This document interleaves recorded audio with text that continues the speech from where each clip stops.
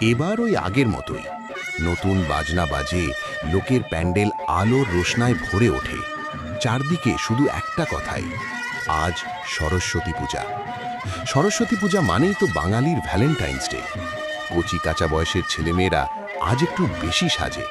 বুকের ভেতর লুকোনো কথাগুলো আজ আর লুকিয়ে থাকে না।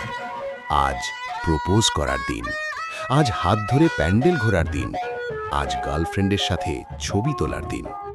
লাজুক হাসি, চুপি চুপি তাকানো, সবটাই যেন এই দিনের জন্যই জমেছিল। আর পুজো মানেই শুধু প্রেম নয়, পুজো মানেই আনন্দ। নিত্য নতুন খাবার, বন্ধুদের আড্ডা, এক প্যান্ডেল থেকে আরেক প্যান্ডেলে ঘোরা।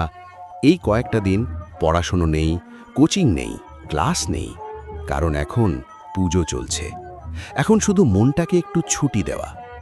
জ্ঞানের দেবী মা সরস্বতীর কাছে আজ একটাই প্রার্থনা, পড়াশোনার আশীর্বাদ যেমন দিন, তেমনই দিন ভালোবাসা, বন্ধুত্ব আর জীবনের সুন্দর স্মৃতি। এই তো সরস্বতী পূজা, আবেগে ভরা, আলোয় মোড়া, আমাদের নিজেদের উৎসব।